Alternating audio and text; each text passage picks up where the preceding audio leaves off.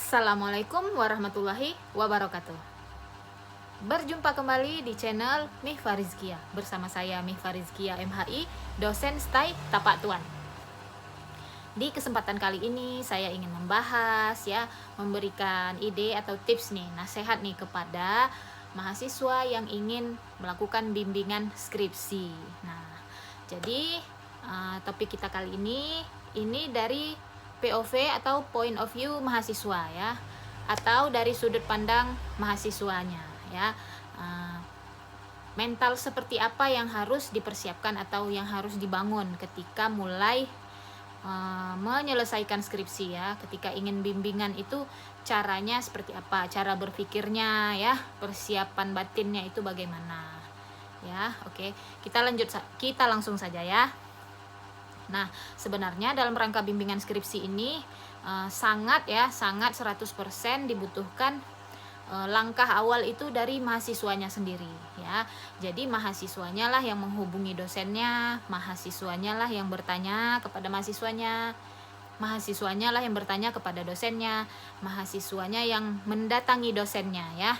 Jadi bukanlah dosen yang datang ke mahasiswa.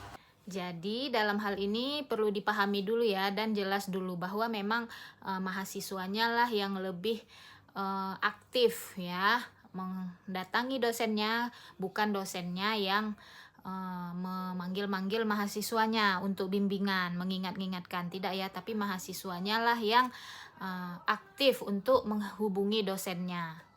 Jadi tidak perlu malu atau takut kepada dosen ya. Jadi kalau ada yang mau ditanyakan saja ketika bimbingan, atau melalui telepon kalau lagi di rumah, atau melalui WhatsApp ya. Jadi harus yang lebih aktif ketimbang dosennya.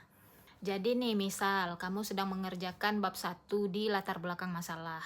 Hari ini sudah bimbingan ya. Jadi saran saya hari ini bimbingan, pulang langsung dikerjakan ya. Jadi besoknya langsung di-print dan langsung menghubungi dosen itu untuk bertemu pun boleh juga ya. Jadi lebih cepat itu lebih baik kalau dosennya memang selalu stay di kampus ya.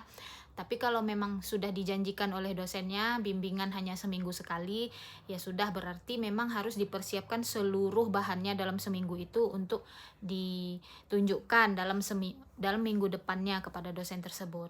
Tapi kalau dosennya memang aktif setiap hari di kampus ya, dan dia tidak merasa keberatan sering-sering dijumpai, jadi begitu kerjaan itu selesai ya, misalnya latar belakangnya selesai, di print cepat, besoknya langsung ditunjukkan ke dosennya gitu. Jadi jangan malu untuk sering-sering mendatangi beliau. Selanjutnya yang sering kali saya tekankan ya, yaitu janganlah takut, janganlah takut, janganlah takut. Jadi saya ingin sekali ya mahasiswa yang mendengarkan video ini, nah dia tidak lagi takut terhadap dosen ya.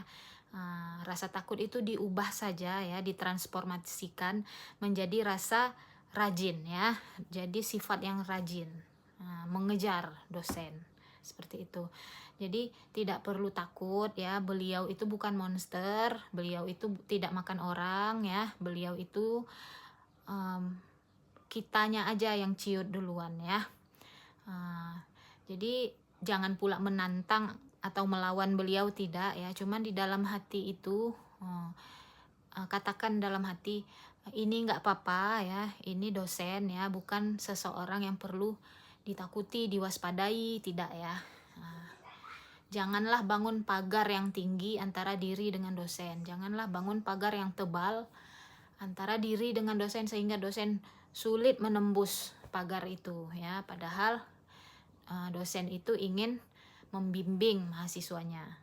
Oke ya, itulah tadi hal yang harus dimiliki mahasiswa secara mental ya dalam rangka menyusun skripsi.